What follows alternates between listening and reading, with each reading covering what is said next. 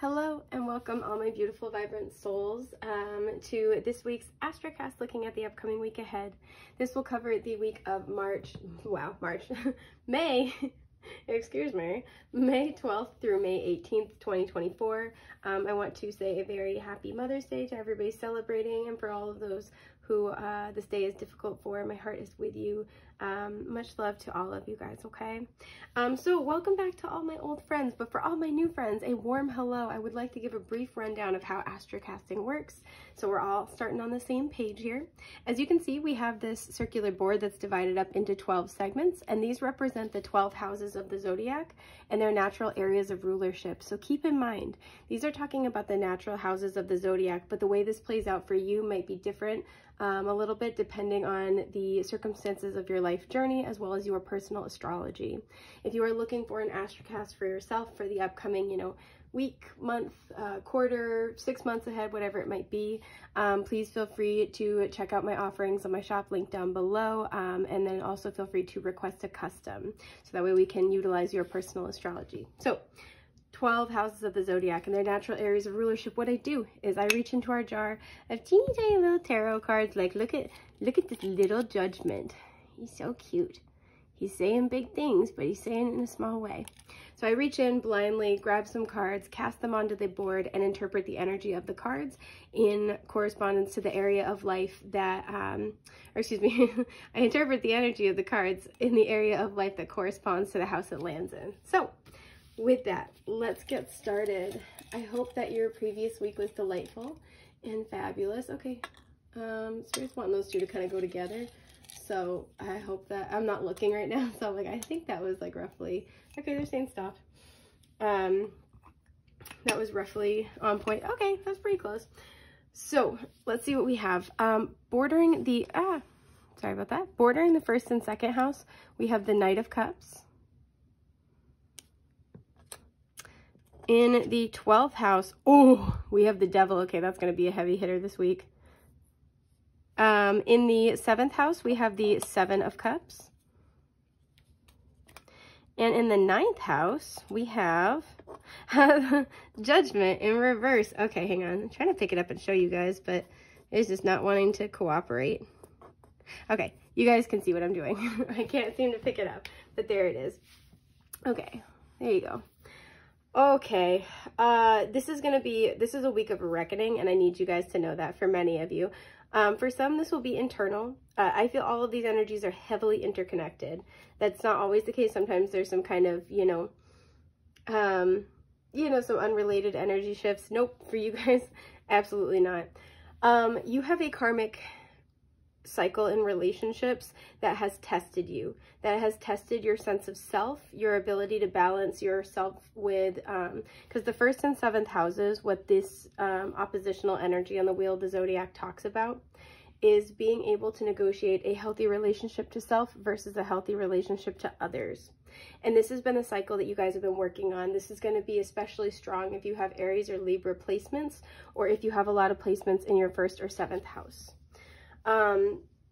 You guys have been working on this, and this feels like a week where something is coming to a head, whether it is in your physical reality or if this is more internal, right? We have a lot of internal energies. We don't have any, aside from, the Devil being Capricorn, we don't really have a lot of earth here. So this feels like this is more an internal process, but of your 4 cards, 2 are major arcana and 1 is a court card. Many of you, you're getting an offer with the Knight of Cups, and this is going to be a week where you are being encouraged to sit and ask yourself deeply, meditatively, does this honor me?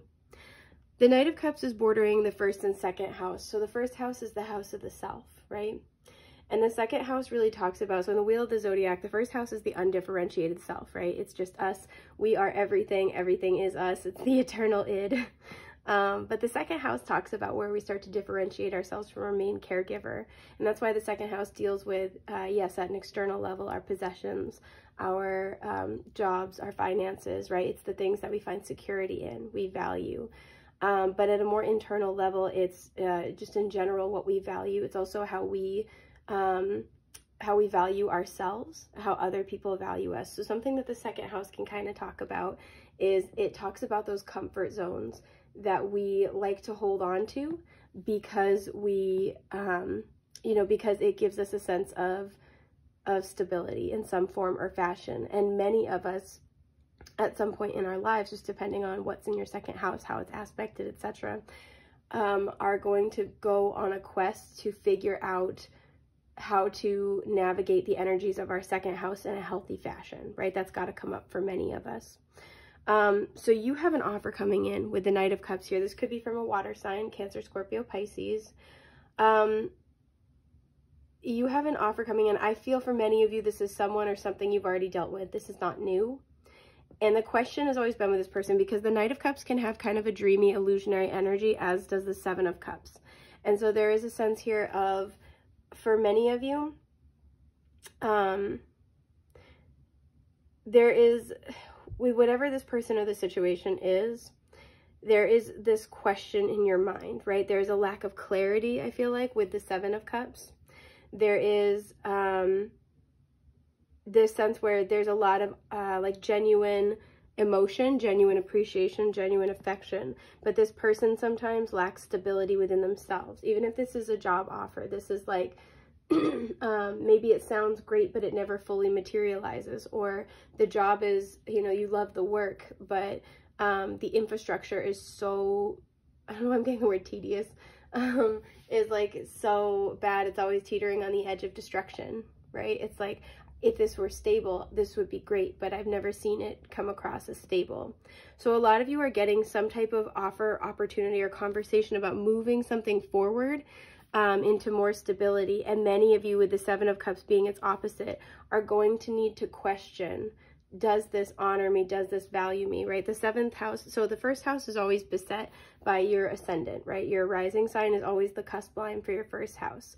And one of the best things, I talk about this a lot on this channel, one of the best descriptions I've ever heard, is kind of like a good sort of image, right? Is imagine your ascendant is like the front of your body. It is what you project outward. It's what people see of you. It's what you have the most direct awareness of and control over, right?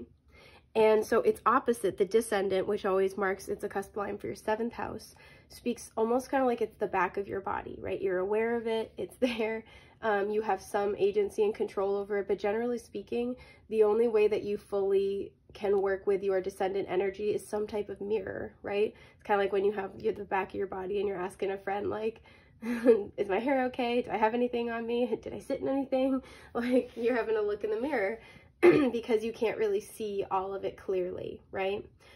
And so I think this is a really underrated, overlooked thing about the seventh house is, yes, it does talk about our partnerships and what we look for, what we value, but it's the patterns that we tend to perpetuate in our relationships can show up in our seventh house, because it's the parts of us that we have yet to fully integrate, right? It's the way that we see those played out in another person that can give us insight about ourselves. I see that playing out here, right? So whatever this might be with the Knight of Cups, we'll look into it in a moment. I see that you guys are going to be getting some type of new energy, right? Some type of offer, opportunity, conversation to move something forward. And many of you are going to have to kind of figure out with the Seven of Cups here in the seventh house, if this is really truly stable, if this is healthy, right? The Seven of Cups can speak of illusions. And there's always on this card, it's hard to see, but one of the cups, there's somebody who's like covered here in the top cup. There's a sense of, do I really know this person? And I think a lot of you are asking that because there's a question of, does this person really know themselves? This has this energy of somebody who means it when they say it, but it's like, can they really make it happen? What is this Knight of Cups? I'm gonna, pull an extra card. What is this Knight of Cups? The Six of Cups, yep. This is a soulmate. For many of you, this is romantic, I gotta say it. Not everybody, because the seventh house speaks of partnerships in all senses of the word. We do have the Hermit showing up on the top here, the Knight of Wands and the Page of Wands. This person may have been very youthful, even immature. This person has likely been contemplating a lot with the Hermit. This person misses you with the Six of Cups. This person still loves you. And because they're heading toward the second house, this person wants to honor you and value you. This person also wants to You know, because the Six of Cups, there's the little boy giving the little girl flowers. This person might want to give you something, possibly flowers. But, you know, if you think about the expression giving you your flowers, wants to honor you. This person wants to make things more stable. And the question is, many of you are going to, and it's going to be different for everybody, many of you are going to have to like sit and figure out, is this a good idea? What is going on with the Seven of Cups?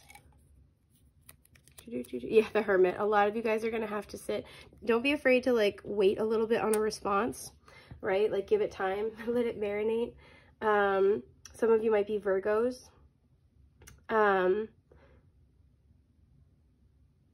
it's just like, because I do feel this person has also spent time in hermit mode, right? This is why they're coming in with this communication, this understanding, right? Sorry, you can see my little foots.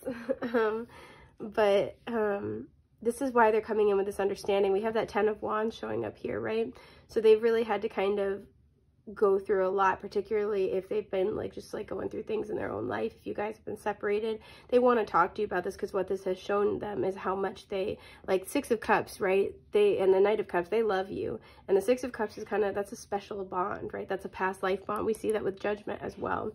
That doesn't come around every day, and they want to kind of move it into a more stable space. For some, this person feels like you might be moving on. They want to lock you down with with the second house here, right? There's a sense here of they can't lose you.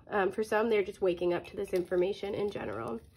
But what I want to say here is that I feel like there's going to be a big question here with the Devil in the 12th house. Whatever this is, the pattern that you have played out with this person has played out either many times with them or many times in your life in general. This is not new, right? And I'm not saying that the answer is necessarily to turn them down or to accept their offer, right? Like, this is what I really truly feel it will be different for everybody. But with the Devil here, you're being encouraged to remember the work that you've done. What is the Devil? It's this card right here. Yeah, the Ace of Swords. Remember your truth, okay? This is always about cutting yourself free, and the people on the Devil are usually chained. You are right at the edge of the rebirth, right? Between the 12th and the 1st house. You are right at the edge of, yeah, you are right at the edge of your, you know, kind of emerging into this more clear-minded sense of self. And you're being asked to remember the work that you've done already to cut yourself free before you respond to the situation. You're also being asked to speak your truth in the conversation with this person, whatever that might be. The King of Swords is poking up right here as well. If you have an overall vision or plan, remember that. So if this is a job, right, like how does this serve your overall goal, your overall vision, right? Because like reconciliation or saying yes to the moment might feel really beautiful, but the question is, does it bring you long-term stability here? Or is this just a comfort zone? Okay, so we have the Ten of Cups. My rule of thumb is when I pull out clarifiers, I will keep them upright. So we have the Ten of Cups here. Again, remember your happiness, communicate that. There's something about being fearless with your communication, but there is the potential for a very happy ending in this situation. It feels like, this is why I was picking up that it's not necessarily a direct yes or no, but it feels like it's how it's handled. That's the important stuff. So some of you, it's like, you know, by advocating for what you want and letting the chips fall where they may, that's the lesson, right? For some, it's about just like letting this person know, you know, like what you did was not okay, or that really hurt me, or like, you know, letting this person like know your boundaries, something like that. For some, it's going to be communicating to this person what you want out of a long-term commitment, right? Out of stability. For some, you may have had discussions or arguments about marriage and commitment. And possibly starting a family. And so this will be your opportunity, especially for those of you who have been in hermit mode with the Seven of Cups, trying to figure out and suss out what you want. This person's also been in the same energy, albeit different, but in a similar energy. And it's going to be time for you guys to come back and talk about it this week. I'm being called to, there's one card at the, hang on, what is it? Okay, it's the Page of Pentacles. Yeah, so for some of you, this has to do with having children. This could be somebody that you co-parent with. Especially if this is somebody you co-parent with who has been trying to get back together. I'm getting this energy, if that's the case, it's somebody who's made a mistake, like they were unfaithful, or like they did something that was pretty, I wouldn't say like straight up unforgivable, but pretty close. And And so this kind of leads to this Judgment in the 9th house in reverse here, right? There is the potential, excuse me, for a turning point moment, for a do-over moment. But because it's in the 9th house, this is sort of saying, this is kind of saying it might be confusing, right? It feels like in whatever time that you've been separated, you've been doing this work, you've kind of come to realize this pattern about the situation, whatever it may be. It's given you a lot of insight and clarity. And so having the conversation with this person is going to be asking you to kind of hold an equal value and measure how you feel for them and like what you've come to realize about yourself. Again, the balance between partnerships, the relationship to others, the relationship to self. What is this Judgment reverse? Yeah, the Magician. You are going to have the opportunity here to really choose what you want to do. Choose your own adventure. Heavy Virgo energy showing up in this spread.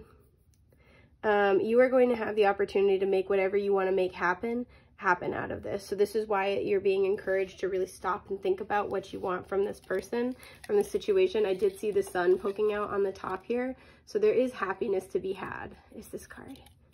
Yeah, the Page of Wands. You are starting a new adventure regardless, right? And with the 9th house energy, right, this could involve literal travel, but this is really asking you to look at everything you have learned so far and implement that with, it kind of feels like you and this person, or like you in this situation, you were like progressing, and then you stopped, and then you both kind of like split off, and now sort of it's like going back to that point again. So all of this stuff has already happened, all the learning, all the growth, and now you're having to almost like loop it back before you like move forward again. Does that make sense? So this is going to be quite an interesting week. I kind of want to pull one more for like how this is going to play out, like if it's like a conversation or some type of like solid offer. Okay, the 8 of Swords. So I feel like for many of you, this might be conversation that you don't see coming. And then, hang on, what is this one?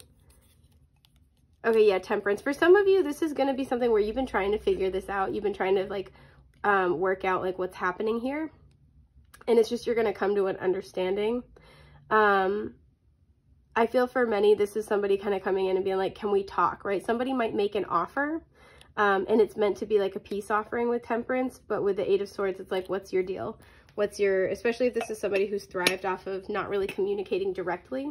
This is where they might want to, you know, come back into your life or offer to do something with you, give you a small gift. There's something where it's like, I don't know what this is. So again, especially where that's the case, this is the message for you guys here, is to really honor your truth and like honor the truth that you need to hear from this person, right? Or that you need to get in order to be able to move forward.